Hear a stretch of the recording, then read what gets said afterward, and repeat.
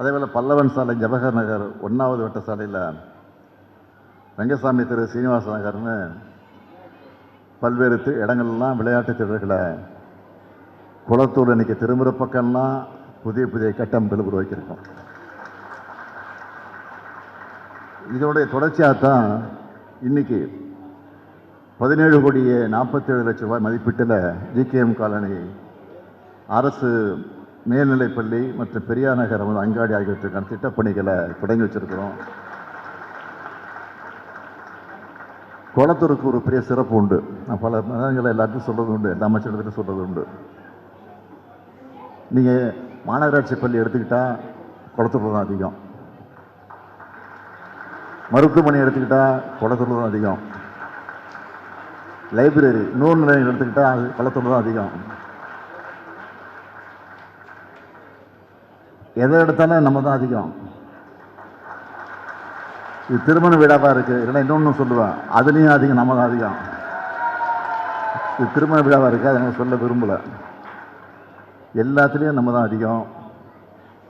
ஆக இன்றைக்கு அந்த அளவிற்கு நம்முடைய திட்டங்கள் சாதனைகளை இந்த தொகுதிக்கு நாம் படைத்து வந்திருக்கிறோம். அந்த மகிழ்ச்சியில் இந்த திருமண மண்டபத்தை திறந்து வச்சு இன்றைக்கு இல்வாழ்க்கை பயணத்தை தொடங்கக்கூடிய ஒரு சிறப்பான நிகழ்ச்சியை நம்முடைய மணமக்களுக்கு உருவாக்கி இருக்கிறோம். எத்தனை திருமணம்? 15 திருமண தம்பதியர் இருக்காங்க. 15 திருமணங்கள் நடத்தி வைக்க போகிறோம். நீங்கள்லாம் மனதார வாழ்த்தணும். குறிப்பாக நம்ம ஆட்சி வந்ததுக்கு பிறகு பெண்களுக்கு தான் அதிகமான திட்டங்களை சாதனைகளை படைச்சிக்கிட்டு இருக்கிறோம். காரணம், பெண்களை படிக்க வச்சா, பெண்களை முன்னேற்றினா அந்த குடும்பம் சிறப்பாக இருக்கும் என்ற அடிப்படையில் தான். ஏனென்றால் பெண்களுக்கு முக்கியத்துவம் தருவது காரணம் என்ன கேட்டால், நான் பெண்கள் நினைச்சா எதையும் செய்யக்கூடியவங்க.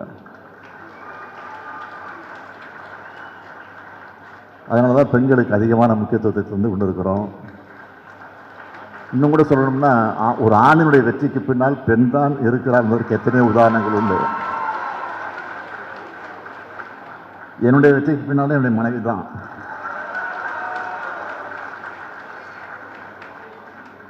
நான் மட்டும் இல்லை, சேகர் பாபா இருந்தாலும் சரி, நேருவாக இருந்தாலும் சரி, இங்கே இருக்க நீங்களாக இருந்தாலும் சரி. ஓராண்டு காலம் நான் மிஸ்ஸால் இருந்தப்போ என்னுடைய மனைவி கோபித்து கொண்டு ஒரு அப்செட் ஆகி ஏதாவது முடிவு எடுத்துருந்தா என்னால் என்ன ஆயிருக்கும்னு நினச்சி பாருங்கள். தாங்கி கொண்டு பொறுமையாக இருந்து எவ்வளோ கொடுமைகள் எனக்கு வந்த நேரத்தில் நான் தாங்கி கொண்டு என்னை ஊக்கப்படுத்தி உற்சாகப்படுத்திய காரணத்தினால தான் இன்றைக்கி இந்த நிலைக்கு நான் வந்திருக்கிறேன். ஒவ்வொருத்தரும் அதனால தான் மணமக்களை நான் கேட்டுக்கொள்ள விரும்புவது, மணமகனத்தில் நான் பணிவோடு கேட்டுக்கொள்ள விரும்புவது, பொண்டாட்டி சொன்னால் கேட்டுக்கணும் என்ற அந்த நிலையில்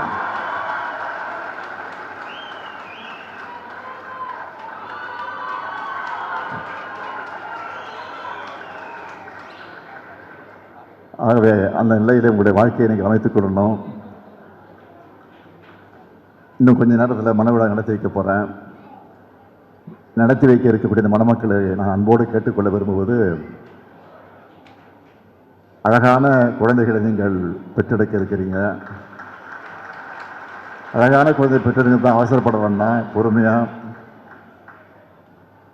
முன்னெல்லாம் திருமண விழாக்களை கலந்து கொண்டு பெரியவர்கள் மணமக்களை வாழ்த்துக்கிறப்போ அளவோடு பெற்று வளமோடு வாழுங்கள் சொல்லுவாங்க.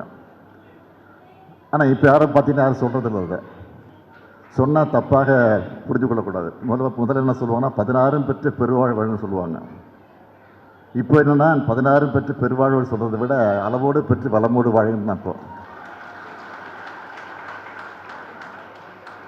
முன்பெல்லாம் பார்த்தீங்க, சிவப்பு முக்கோணம் போட்டு நாம் இருவர் நமக்கு மூவர்னு போடுவாங்க. அது படிப்படியாக குறைஞ்சி நாம் இருவர் நமக்கு இருவர்னு போட்டாங்க. இப்போ என்ன, நாம் இருவர் நமக்கு ஒருவர். நாளைக்கு இதுவும் மாறலாம், நாம் இருவர் நமக்கே இன்னொருவர் என்று சொல்லி நடந்தாலும் ஆச்சரியம் இல்லை.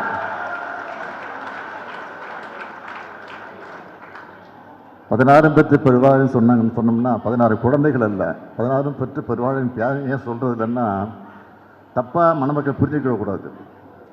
கியாப்பு விஸ்வநாதன் அவர்கள் அவர் ஒரு முறை சொன்னார், 16 பெற்று பெருவாழ்வுன்னு சொன்னால் 16 செல்வங்கள்.